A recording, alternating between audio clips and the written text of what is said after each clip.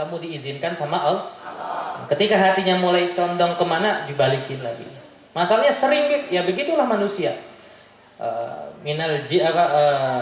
Qul a'udzu birabbin nas, malikin nas, ilahin nas, min syarril waswasil. Ada satu setan namanya Khannas. Jadi jangan dikasih nama anak Khannas ya. Wah, pengen ngasih anak namanya yang di Quran. Siapa?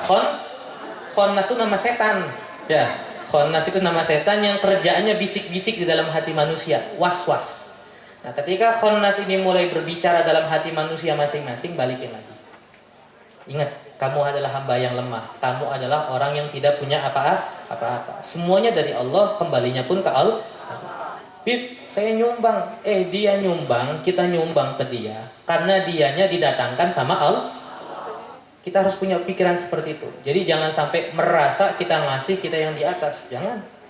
Alhamdulillah masih ada yang mau menerima sumbangan kita. Karena nanti di hari kiamat ya, ketika Dajjal sudah meninggal, Ya'juj Ma'juj sudah meninggal, semua sudah pada mati, Nabi Isa turun, Imam Mahdi turun, itu dikatakan dalam hadis, ada orang bawa emas pengen sedekah tapi udah gak ada yang nampung. Kenapa? Semuanya makmur. Jangan sampai kita mendapati zaman seperti itu. Mau sedekah udah gak ada yang mau nampung. Sedekah 2 gram emas, saya punya 5 gram. Sedekah 5 juta, saya punya 10 juta.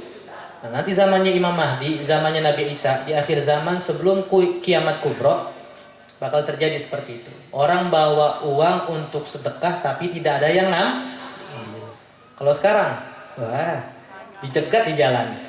Ketahuan bawa 5 juta, pengen nyawer, dicegat di jalan. Nah, zaman sekarang. Paham kira-kira ya? Jadi ketika hatinya mulai goyang kiri, goyang kanan, balikin. Sambil minta doa, ya Allah, minta hatinya bersih, minta dikasih kekuatan dalam beribadah tanpa niat-niat yang buruk, minta dibersihkan hatinya sebersih mungkin. Wallahu a'lam bishawab. Yang terakhir satu lagi. Bismillahirrahmanirrahim. Assalamualaikum warahmatullahi wabarakatuh. Alhamdulillahirabbil alamin, amma ba'du. Langsung saja Bib. Ini ada suatu ayat, surat apa entah itu saya lupa, yang bunyinya Bismillahirrahmanirrahim. Wa idza sa'alaka ibadi anni fa inni qarib ujibu da'watas da'i idza da'an falyastajibuli falyu'minu bi. Berarti kan wa idza sa'alaka ibadi fa inni qarib. Qarib tersebut itu kan artinya dekat. Nah, konteks dekat itu apakah dekat dengan semua makhluk yang ada di dunia, khususnya kita sebagai manusia? Ada seorang yang mohon maaf, ada yang ahli ibadah, ada yang ahli maksiat. Apakah konteks fa inni qarib itu dekat dengan semua makhluk, khususnya kita manusia, atau gimana maksudnya berarti? Terima kasih. Itu dekat bagi orang yang mau berdoa sama Allah. Siapapun orangnya. Orang ahli maksiat ketika dia bertaubat kepada Allah, berdoa, nah saat itu Allah dekat. Apa rasanya kalau Allah sedang dekat sama kita? Nggak terasa air mata ngalir, nggak terasa hati ngerasa adem, bawaannya sejuk, hidayah kayaknya lagi banyak. Itu berarti Allah lagi dekat. Ini jangan digambarkan dengan otak ya. Wah dekat, nggak. Mukhalafatun lil hawadis. Allah punya sifat itu berbeda dengan manusianya. Dekat itu dengan jarak nggak bisa seperti itu, tapi kita bisa ngerasa. Oh, kalau saat ini kita ibadah ini lagi khusyuk banget, berarti Allah sedang ridho kepada kita. Jadi itu konteksnya ke manusia. Ketika seorang manusia mau berdoa kepada Allah, siapapun orangnya, siapapun orang, mau ahli maksiat kah, mau khususnya ahli ibadah kah, ketika dia mengucapkan ya Rabb, wahai Tuhan, maka saat itu juga Allah mengatakan labbaik ya ibadi, wahai hambaku, aku ada bersamamu. Inilah tugas kita sekarang untuk menjadi lebih dekat dengan Allah. Jangan ngerasa jauh. Kalau kita makin jauh dengan Allah, Allah pun makin jauh, dan itu tidak kita inginkan. Yang diinginkan sama Nabi Muhammad, umatnya itu selalu dekat dengan Allah, banyak ngeluh ke Allah, banyak minta kepada Allah, banyak curhat kepada Allah. Kenapa? Kalau curhat ke Allah asik bu, bener? Asik, nggak ada yang tahu.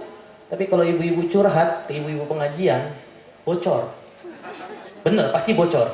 Walaupun sini, jangan bilang siapa-siapa ya.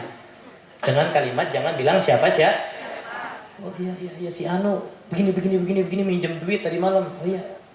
Ibu-ibu ini ngomong lagi nih, ke lurah samping.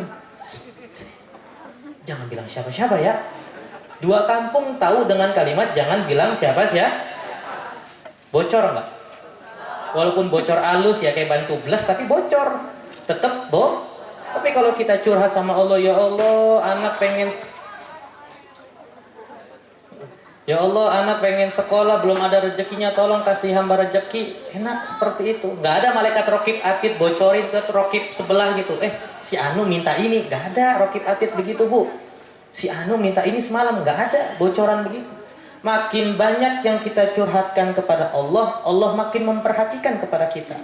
Nah nanti dari sekian banyak curhatan kita, mana yang dikabulkan terlebih dahulu, itu semua urusannya Allah. Kita minta dari 1 sampai 10. Dikabulkannya cuma 5. Ya berarti 5 ini masih disimpan, masih belum pas kalau dikasih sekarang. Anak ibu minta motor KLX. Misalkan contoh, dengan cara banting pintu, nendang pintu. Umurnya masih 7 tahun, dibeliin nggak bu? Ibu berarti nggak sayang dong sama anaknya. Sayang kan ya? Tapi ditahan dulu. Sampai kapan? Sampai nanti umurnya udah pas, baru Allah pun juga sama bu. Allah itu lebih sayang kepada hambanya melebihi kasih sayang ibu kepada anaknya. Paham? Nah Allah kadang ngasih kepada hambanya itu, ya Allah minta 200 miliar, dicicil sama Allah. Dikasih 2 juta. Kenapa? Kalau dikasih 200 miliar jadi Fir'aun nantinya langsung. Nggak mau sholat, nggak mau zakat, pengennya wah udah nggak kenal masjid tuh. Mall mana lagi yang belum aku datengin ya? Daerah mana lagi nih yang belum pernah dihilingin di situ? Itu kalau nah Allah tahu kepada kita kalau dikasih duit banyak bakal belok sama Allah dicicil. Dikasih 200 ribu, dikasih 2 juta, dikasih 5 juta, 10 juta, totalnya 200 miliar. Paham ya? Jadi konteks tadi wa idza sa'alaka ibadi, jika ada yang bertanya kepadamu wahai Muhammad, wa idza sa'alaka ibadi anni, tentangku, Allah di mana ketika aku sedang berdoa seperti fa inni qarib, aku Nah, ayat yang sering kita baca, nasrum minallahi wa fathun. Yakin aja, ketika innamal usri yusra fa inna ma'al usri.